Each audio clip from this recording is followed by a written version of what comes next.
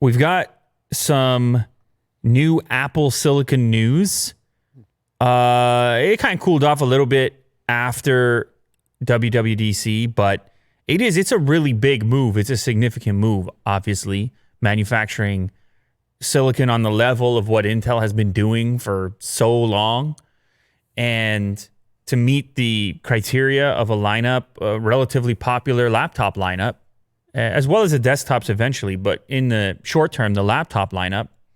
Here we have some information relating to how soon we can expect to see this Apple Silicon show up in MacBooks, MacBook Airs, and MacBook Pros. Now, the initial outlook from Ming-Chi Kuo was that it was going to happen sometime next year. Today's report, the analyst still expects the 13.3-inch Pro to start shipping in the fourth quarter of this year, fourth quarter of next year, fourth quarter of 2021. In 2021, Apple will launch a redesigned MacBook Pro line with 14-inch and 16-inch screens. So in 2020 still. So this year, the end of this year, we're looking at a 13.3-inch Pro. Am I right about this? That's crazy. That's pretty quick. That's quicker than expected. Yeah. For Apple to ship that. Now, we know they've shipped out this developer kit. In fact, you were just mentioning it earlier. But that isn't running...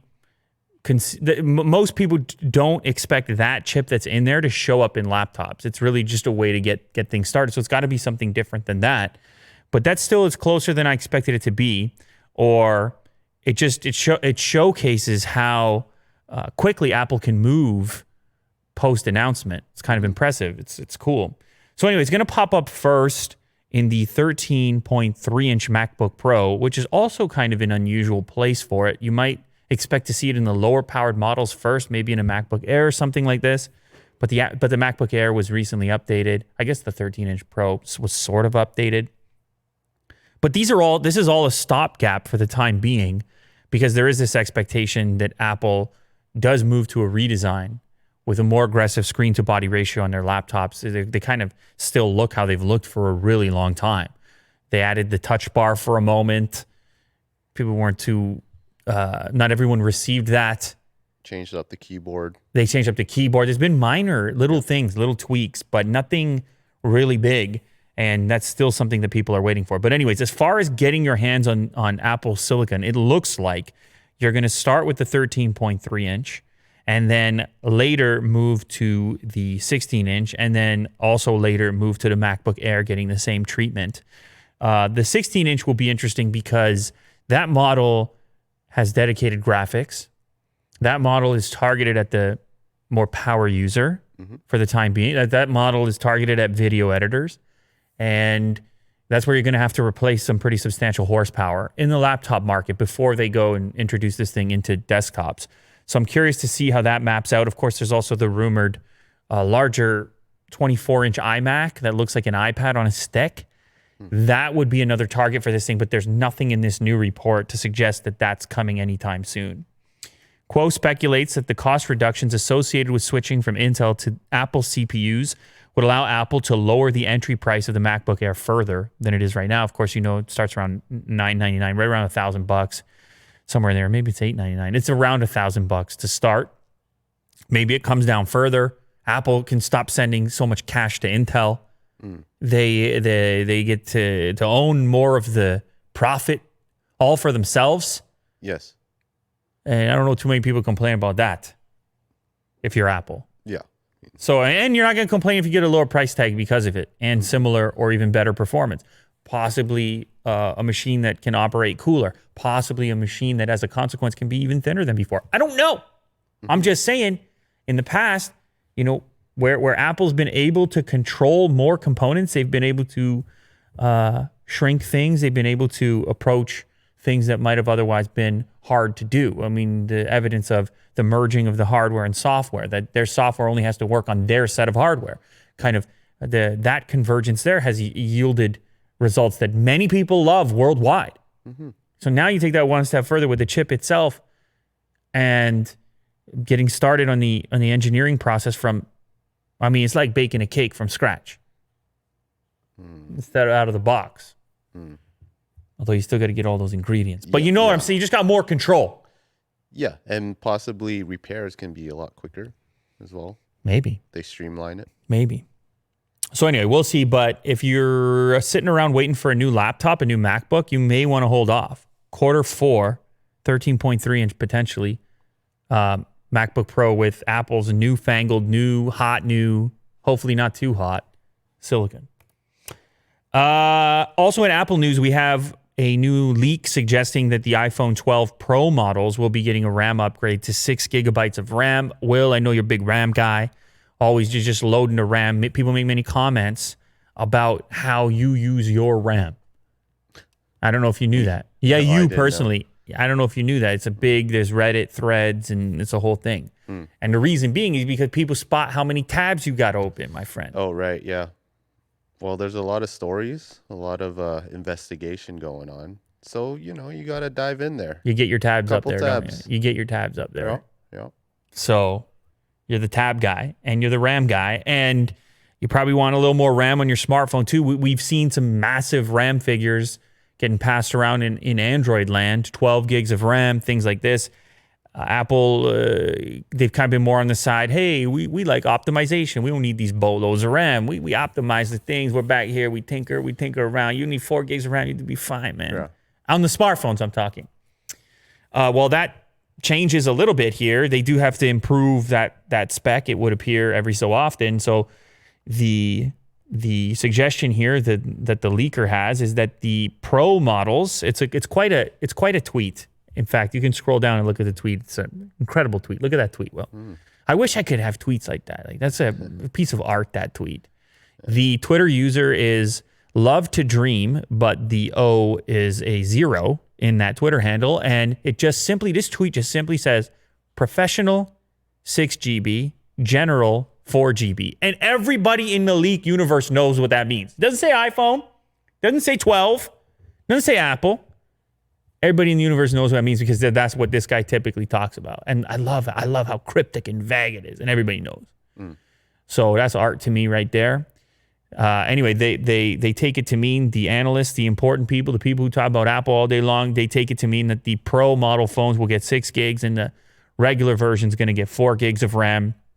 Maybe a little more incentive to upgrade for some users who want the powerhouse, and a little cost savings for those that are fine with 4 gigs of RAM. So even for Apple, with all the optimizations that they're capable of, they're still saying, look, it's 2020. We got to have some RAM. Willie he's got to open a few things. Mine as well, right? Yeah. Samsung is reportedly expecting lukewarm demand for the Galaxy Note 20. This headline caught my attention because what about that headline? Isn't that a headline? You sit there and say, which company is going to be out here in public saying they don't expect their product to do well? So I had to read into it, and it's also based on some chatter. It's not coming directly from Samsung. It's from Taiwan's DigiTimes website, which you've been on that website, Will. Number of times. And sometimes they hit it, sometimes they don't. In this Android Authority article, they say, look, they missed it a little bit on the AirPower thing, but a lot of people missed it on the AirPower thing. The Apple AirPower, remember that fiasco? Yeah. Wireless charging. Samsung is trying to keep expectations tempered when it comes to sales of its upcoming Galaxy Note 20 series. The company is reportedly cautious about ordering too many components for the new phone from its various suppliers due to the ongoing pandemic. So honestly, this isn't too much of a stretch. This isn't hard to believe. I don't think Samsung has to say it publicly. I have heard this being in the game, as we are, you and I, from other manufacturers who there's been a degree of recognition that you can't expect the same fireworks that you had when the world was clicking, when everything was going well. So there are some numbers that came out, or some numbers that have been speculated in relationship to the sales of the S20 series. That's the series you have in your pocket right now. Well, I just got to remind people, S20 regular. The number one model in that lineup was the S20 Plus, not the Ultra, apparently, from a sales perspective. And Samsung only sold 3.5 million of those units in Q1 2020, as opposed to a year earlier, where the standard S10 sold 5.2 million units. It was the most popular in that previous lineup. So yeah, things cooled off. Things aren't so hot. And if I'm a supplier for Samsung for their upcoming Note series, I'm saying, hey, take it easy. You know, the world, it's a little tough out there right now. Yeah. There's a premium price tag on this smartphone. You might want to consider you chop that order in half. I don't know. I'm just saying. Maybe you don't have a bunch of notes sitting around. Mm-hmm. So it's understandable that conversation could take place. I don't know how the Note series lines up from a popularity perspective compared to the S lineup, the regular S lineup, but nonetheless, the market for premium smartphones continues to get hit hard by a variety of things happening in the world. And I mean, it even motivated OnePlus to go make a whole different brand to deal with it. Mm-hmm. Because I had been hearing similar things leading up to the 8 Pro launch where they're saying, it might be a little pricey. I don't know about those numbers. Right. If we're going to move as many units, got that hefty price tag. I'm just saying. Just saying. I hear you. Hey, man, I'm just a guy. I'm talking. These are noises. You're a guy. We're in the world. We're out here. We're trying, you know? Yep. It's a lot to take in sometimes. I mean, it's a lot going on. It's too much. Sometimes you got to, you know? Yeah. Sometimes you got to listen to the tech news with your pals. And that's just what you do. There you go. Oh, shout out for those just listening as well. I know a lot of people here on YouTube get the love, but I got to say, every so often I peek in on podcast listeners, the audio only listeners. I know they're out there, so I just want to give them a shout out. Thank you for the reviews. They leave reviews, Will. They say Willie do with a bunch of, it goes long, like Willie do. Oh, yeah. They leave reviews. So I look at that sometimes. If you haven't yet, go leave a review on Apple Podcasts or wherever you do it, because we have people, they listen just the audio. Will. Shout out. Shout out to them. TikTok. Holy TikTok. Holy TikTok. What can we, it's heating up. I saw Ninja bounced off TikTok officially. He put a tweet out. He said, I'm out. Other people are out. And in the midst of all that going on, TikTok also broke. So we had this story, I guess it was yesterday, about how the U.S. is considering a complete ban of TikTok to follow suit with something that already happened in India. And then yesterday, I started getting tweets from people saying, oh, it's already happening because my TikTok page is busted. And people were telling me that on Twitter. And with screenshots, their likes weren't showing up, comments weren't showing up. It looked dead. The profile looked dead. Ooh. And so that was freaking people out. That's rough. And TikTok, of course, they just say, oh, no, it's all fine. That was just a little mishap. It was a coincidence. It had nothing to do with these announcements. In fact, we were just getting more traffic, and it kind of broke a few things. So please leave us alone. Everything's fine. No spying, no nothing. We're cool. TikTok's cool. We got an American CEO. Please leave us alone. Remember when everybody loved our app? Remember those days? That's that's their official public. That's their press release. Remember when people were just dancing. Yeah. It's just dancing and music. Come on. Can't be that bad. Anyway. Of course, I'm just having fun right now. A little bit of fun with it. But so earlier today, some of our users experienced app issues around notifications, the display of likes and view counts, and trouble loading videos on some pages in the app. The issues appear to have been caused by higher traffic than normal on our servers in Virginia. I think they put that in there on purpose. Like, we have servers in Virginia too. Oh, yeah. It's not just China. American servers. They're like, we got a chance for a statement. People are paying attention right now. Let's mention those Virginia servers while we're at it. Causing temporary service disruptions. We've resolved the problem and are investigating the cause, and we'll share updates as they become available. TikTok support. So, yeah, that's just kind of an odd coincidence. It's quite possible that the two things are not correlated. To be fair, it's quite possible. But it doesn't change the fact that there's extra scrutiny happening in terms of TikTok. There's a lot of eyeballs. People are watching TikTok very closely right now to see what happens next. And nobody is watching TikTok more closely than the terrified influencers of TikTok in our next story. Oh. I had to say that because you weren't switching to the next tab. You see, I was helping you. I knew that there. segue. I had to help you out there, Will. This headline, talk about a headline here. This is a TMZ caliber headline. TikTok influencers terrified of potential ban, ... looking for, quote, real jobs. Dun, dun, dun. This is the perfect generic, like generalized, tabloid, everyone can understand it headline.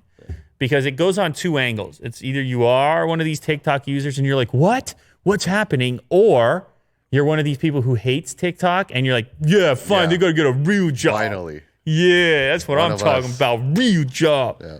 Go get a real... Anyway. So if this news, though, has made it to TMZ, it's in the mainstream. Mm-hmm. It's not a tech story exclusively anymore. It's in the mainstream. TikTok influencers are dusting off their resumes because of President Trump. They're terrified he's about to ban the app and force them to find JOBs outside social media. It's such a salacious Man, we got to read TMZ. here. We got to read TMZ more often because that's just fun to put those sentences together. With the Trump administration considering a ban on a super popular video creation app due to the escalating trade war with China, TikTok influencers who make a killing on their posts tell us they fear the future. So we have a couple of examples here. There's a guy, I don't know if you know him, Sean Does Magic. You know what's crazy? What's crazy is that there are over 800 million active users on TikTok, but somehow, some way, you managed to find this video. Oh, it's very, very sentimental. Watching this on your following page or your For You page, but okay, I think we get the point here. Sean, whose magic trick themed page has 13.5 million followers, says that shutting down the app could be financially crushing. He makes $15,000 to $20,000 per post. So, I guess that would be tough for him. He's making a plea now to obviously get you to go follow him elsewhere, as you would if you were concerned about the health or future of a particular app. And there's other case studies, I suppose, in here. TMZ actually got a couple interviews with some established TikTok creators. Speaking of which, that guy's name is Drage Cameraman. He's a comedian. He has 2.1 million followers, and he makes $7,000 to $10,000 every few weeks on TikTok. That's kind of that's a little more vague, but he's also made a living over there. So, anyways, yes, there is some sort of an exodus taking place where users are looking for their new social media homes, even if it's just to be safe. Mm-hmm. If you got guys like Ninja jumping off there and citing privacy concerns on social media, it's going to trickle down. People are going to start to consider whether or not they should be there. You just brought up this new, I guess it's a TikTok competitor called Byte. That's what they say. That's what they say. It's actually built by some of the original, I think the engineers behind Vine. Vine? Oh, okay. So the reviews don't look fantastic, but anyways, people are trying to get their usernames on Byte in case that's where it goes. Obviously, we talked previously about Instagram putting out their Reels product to compete with TikTok, so that's probably going to roll out in more markets very shortly. And of course, you can't forget YouTube. If you're a TikTok creator with a big following, maybe you come to YouTube and start making some videos. Maybe you change your content a little bit, but probably some people will follow you. So that's probably what you want to start doing right now. And should you be terrified? What do you think, Will? Should TikTok creators be terrified right now? Is it going to get shut down in the U.S.? You have to make the call right now. What's your bet if you're a betting man, which of course you are? Yeah, I think it's actually going to get banned. Wow. I like how you whispered for that part because I know I'm terrified myself. The intensity level. Yeah. You're like, I think it's going to get banned. Well, don't worry, Will. They're not going to ban you. You're here on friendly old YouTube. Yeah. You're safe for now. Rivian has raised another $2.5 billion ahead of its launch of its electric pickup. These guys are well-funded, Willie dude. That makes for a total of $5.35 billion since the beginning of 2019. Actually, I think the total number, well, it's whatever. It's close to $6 billion that they've got, and it's from big-time investors, including Ford, by the way. Really? Okay. Yeah, Ford is invested in Rivian. EV startup Rivian has raised $2.5 billion. Working on, of course, its all-electric pickup truck and SUV. That money, the new money, or the money, some of their biggest investors, I should say, Ford, Amazon, Cox Automotive. The new money comes from Soros Fund Management, Co2 Hedge Fund, Fidelity Management and Research Company, and Barron Capital Group. Don't those just sound like, doesn't that sound like money to you? You read those names? Yeah. words like capital and investment firm and fidelity and hedge LLC. and LLC. It's just so much money we're talking about.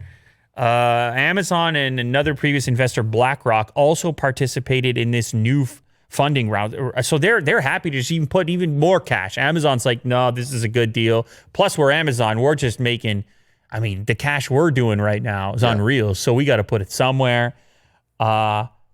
And maybe Amazon just wants a Tesla play against Tesla, because isn't Bezos and Elon, they kind of, they go tit for tat every so often. Yeah. They got the space stuff. It's a little friendly thing going on there. So maybe he's got to have a play in the electric vehicle space. Ford, on the other hand, is supposedly working on an electric Lincoln model vehicle.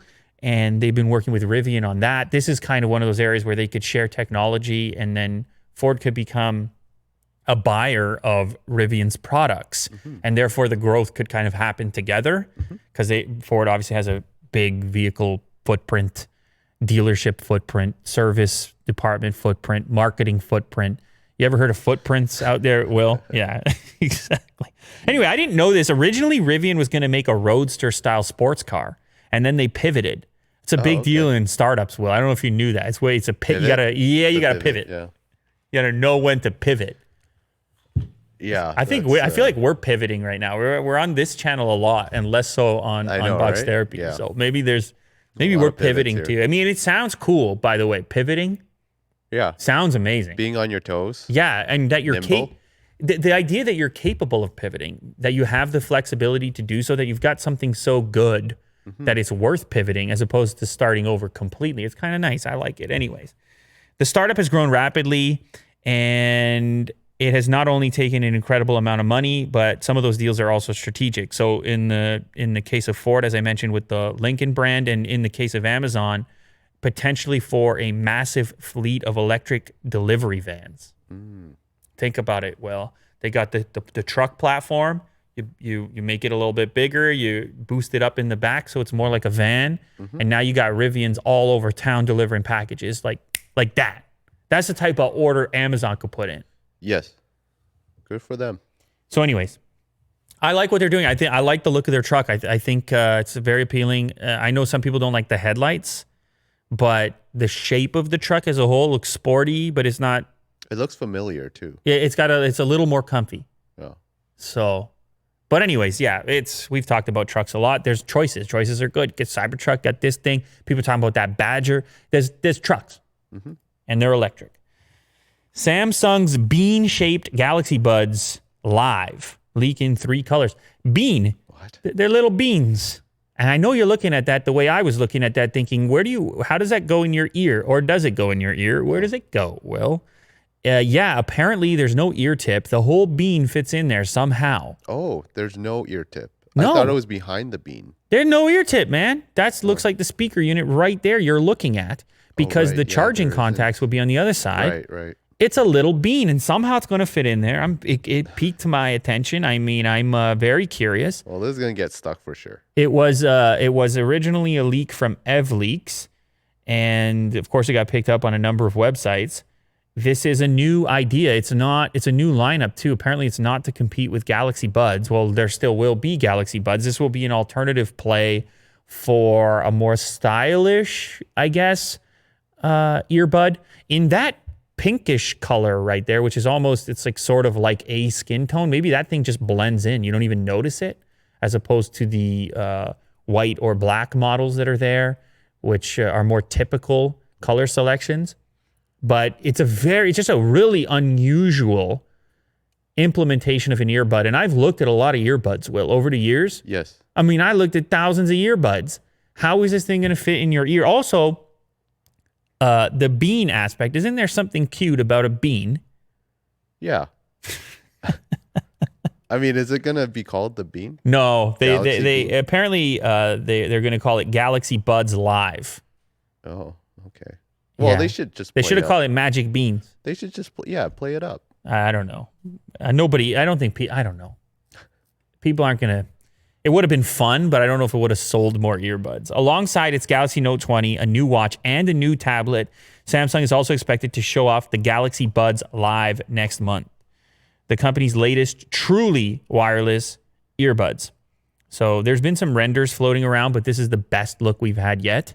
They look very glossy, and they have no ear tips. So if you want to go check out a picture, you should definitely check it out for yourself. The cool color I'm talking about is called Mystic Bronze, by the way.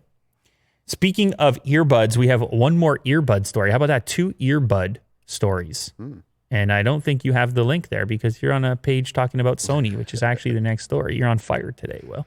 Okay, I'll search for it. These new fitness earbuds come in a charging case that dries the sweat off for you. And you know what? This is my fault that you don't have it, by the way. I don't want Willie Doo taking any blame for this or anyone in the comments saying I would have had that story because you couldn't because I added this. Okay. So this is on Gizmodo, and it's from a company called Klipsch, which you've probably heard about in audio in the past. They've done speakers. They've done earbuds. They have a new set of sport-centric earbuds in which you place them in the case after you're done with them, after they got damp. Now, not necessarily damp from sweat. They're actually IP67, so you can rinse them. So you did the workout. What kind of exercise are you doing, by the way? Aerobics. You are? No, CrossFit. CrossFit would be. No, you personally. You're not doing CrossFit. Kirk's doing maybe, CrossFit. Maybe rock climbing. Okay, so rock climbing. Perfect. So you finish up a session of rock climbing, which is difficult, by the way. That's a real workout. Oh, yeah. That'll get you going. Oh, yeah. And so these are a little damp. So you go rinse them off in the sink. But here's the problem. What do you do after they're rinsed? So fine, they're IP67. What do you do? Are you drying it with you can't get all the moisture. Right. You can't dry it really easily with the paper towel or whatever they have there. So you throw it in the case, and the case has silica gel in it, which is the stuff that would often ship with a product you purchase.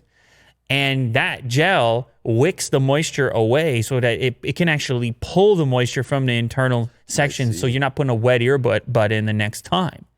And what's cool about this, because I know people are thinking, well, the silica gel stuff, once it gets filled up, it's not as effective anymore. You can actually throw that piece in the microwave at some point later on to reset it back to its maximum absorption potential later on.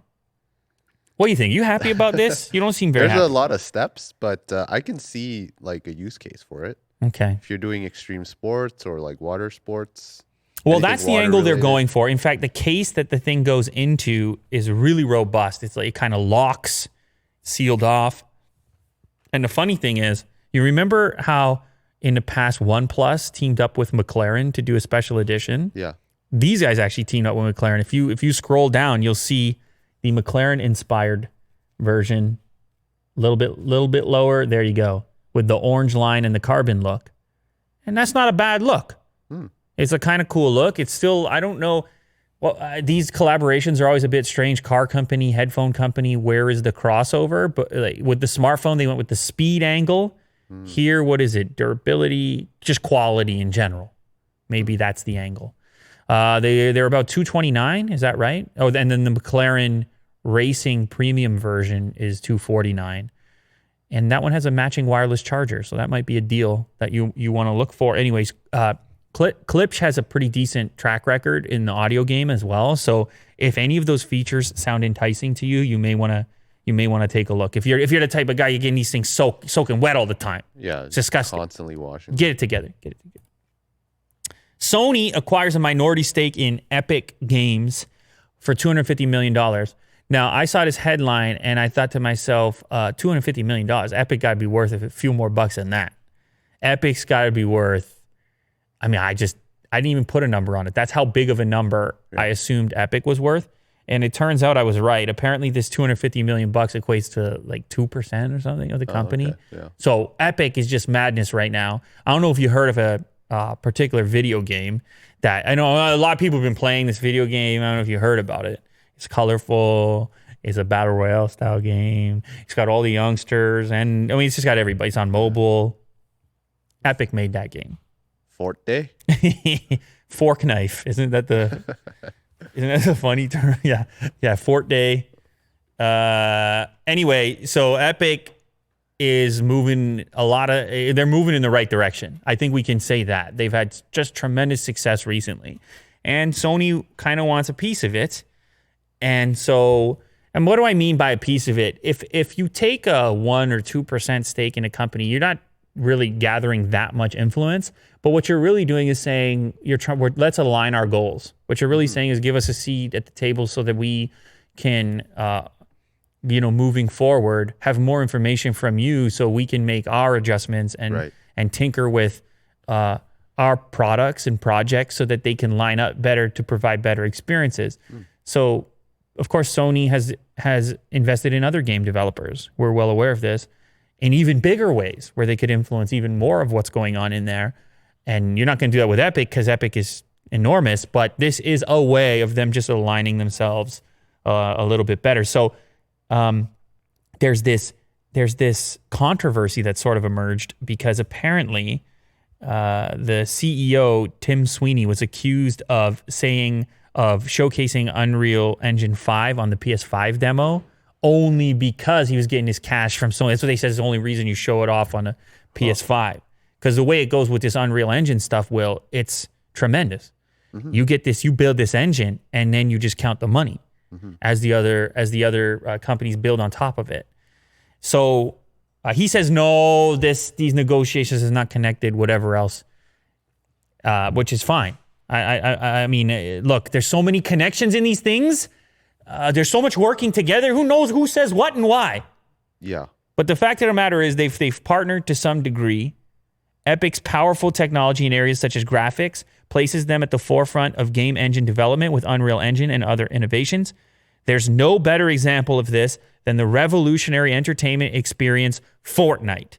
And that comes from Sony's president and CEO, Kenichiro Yoshida. All right? So if you got Ken from Sony saying that about you, that's a partnership right there. Yeah. You got the best interest in mind, and who knows what they can do now. Now, some people might be afraid. They say, oh, the Sony version of something's going to be better. Or the Sony, what I'm saying over here. But who really knows? We don't know how it's going to map. We don't know how it's going to play. But one thing I can tell you is $250 million extra bucks for Epic to just throw in the war chest and work on that next project. Because they're just, it's unbelievable. Yep. Mackenzie Bezos she's set to become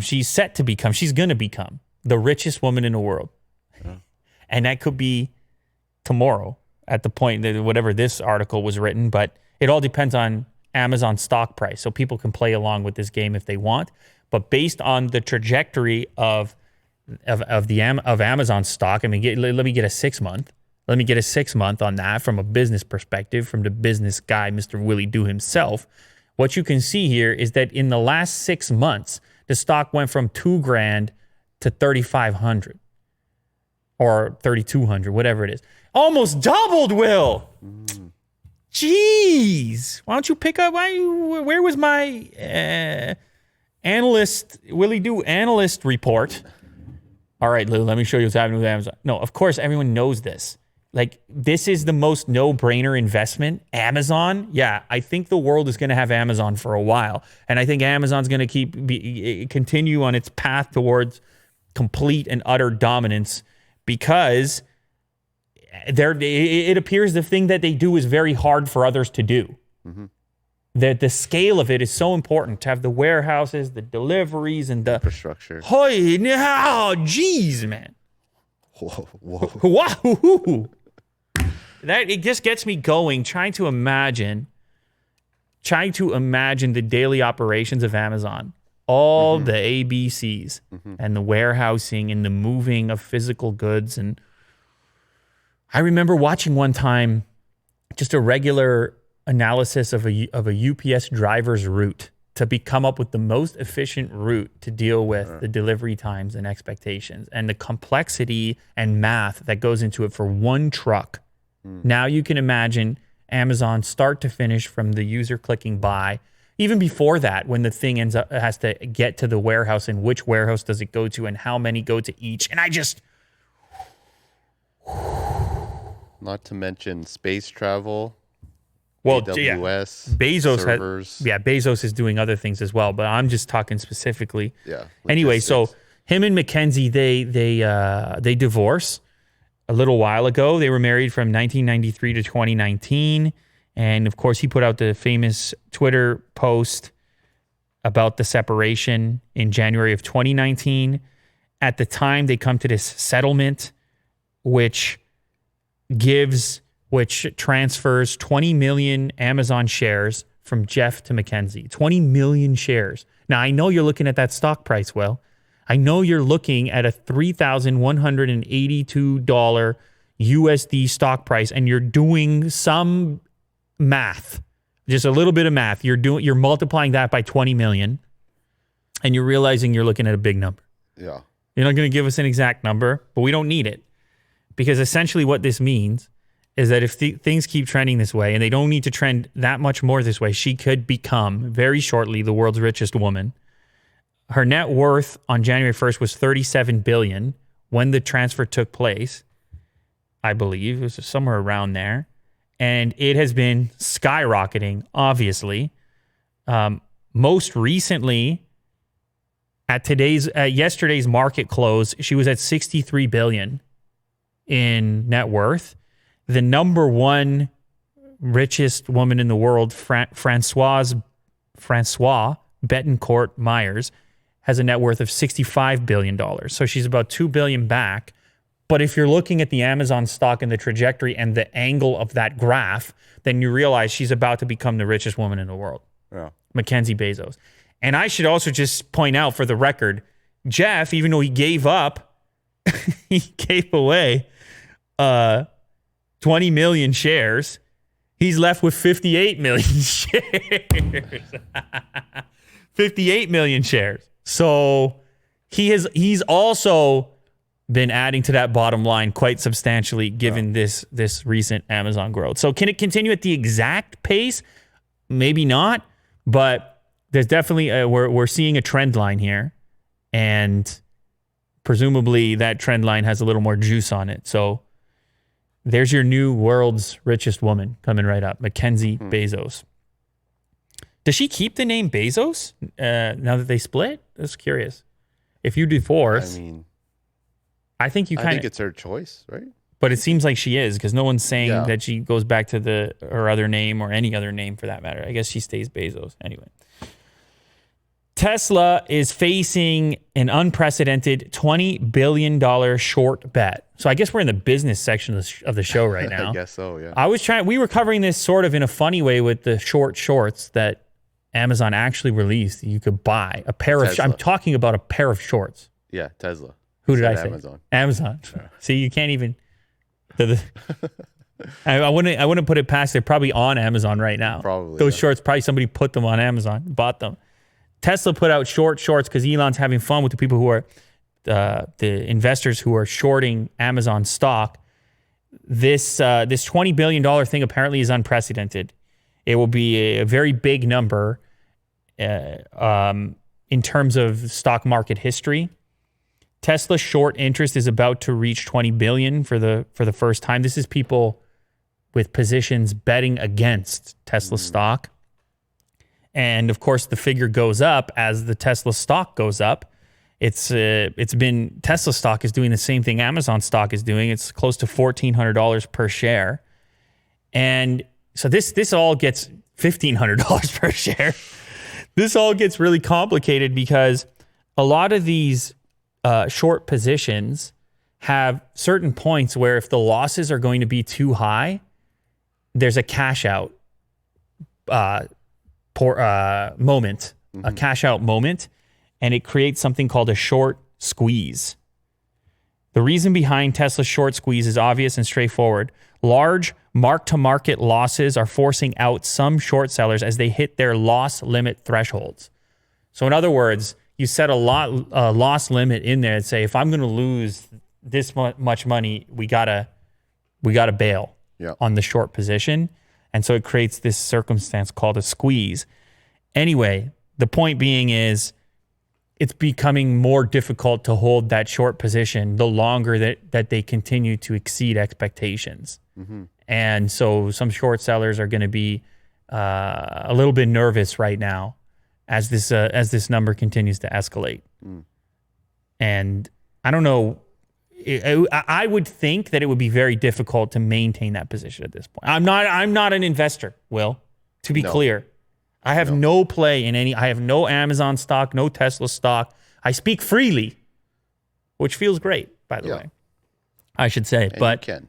but I mean, it's getting tougher to bet against this guy as more people continue to bet on him. Then it's getting tougher to bet against him. And now he's putting shorts. He's rubbing shorts in your face now. Actual physical a pair of red shorts. And maybe he's saying it's funny. Keep trying. Keep going. Yeah. Let's just make another flamethrower. That's heavy stuff. That's heavy stuff. Now, it's important to say that this article comes via Electrek, and they're heavy on the Tesla side of things. Apparently, this squeeze so far is relatively small, with the shorts buying only 1.7 million shares worth 2.3 billion to cover their position. So this could get a bit bigger. This could get they like to call it a bloodbath. It could turn into a bloodbath. People could lose a lot of money. Short sellers have bought to cover 1.7 million shares worth 2.32 billion over the last month as Tesla's stock price rose 44% over the last week. We saw a lull in short covering with only 98,000 shares. If Tesla's stock price continues to trend upwards, we expect even more short covering as mark-to-market losses accumulate. It's imagine, Will, you had a short position on Tesla worth couple $1 million or a couple $1 billion, you're a bit concerned. Tesla exceeding expectation. This last one is very close to my heart. It's very romantic as far as I'm concerned. Man, right now Will's very confused. He's going to cut the camera angle to himself to show you his confused face because it's a cable. We're talking about Thunderbolt 4. I've been a big Thunderbolt guy. What can I say? Talked about it a number of times. I like a fast connector. I like a lot of throughput. I like a lot of bandwidth. I want to move files around. I shoot video clips. They're enormous. Terabytes worth of video clips. And to watch it squeak over USB, it's just it's very depressing.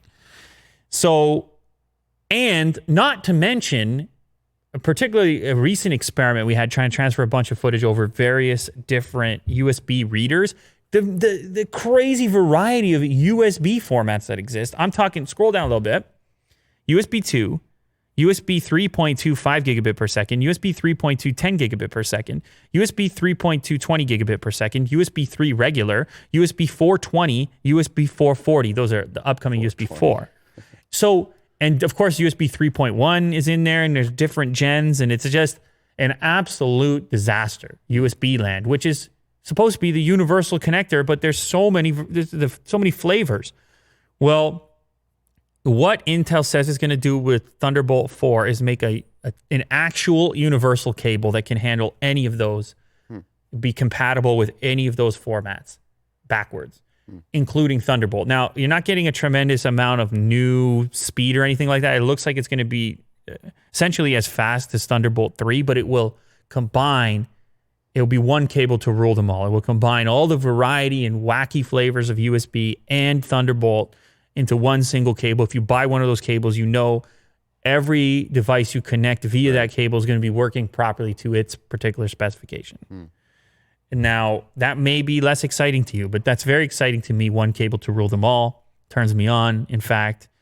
But more importantly, I would like to see the adoption of Thunderbolt. If Thunderbolt can become this optimal cable, then can more motherboard manufacturers embrace it so I can have the option for fast transfer if necessary? Is Intel doing a poor job of marketing? Yeah, I think so. Something's going on. Or are they reluctant to partner with other brands on Thunderbolt because they might view them as a competitor? Possibly. But I just want to see more Thunderbolt. So anything that can aid in the adoption of Thunderbolt, to me, is a good deal and a good look. So if you scroll down a little bit more, there's a chart of the showcasing the Thunderbolt 4 capabilities. And it's a little bit further down, actually. That's how you can daisy chain Thunderbolt, which is another advantage. So here, unrivaled simplicity, one universal computer port, universal 40 gigabit per second cables up to 2 meters in length. That's one area I wish you could get longer ones, but that's the limit for now. Of course, accessories with 4 Thunderbolt ports. So meaning you can hook up, once you have Thunderbolt, you have so much bandwidth, you can hook up all kinds of hubs and things like this. It'll be able to power 2 4K displays. It can of course operate USB 4, next generation USB, and it'll work with Thunderbolt 3 devices. So anyways, you can take a look at the chart. Thunderbolt is just an incredible connector. I want to see it show up in more places, and Thunderbolt 4 may help that. Who knows?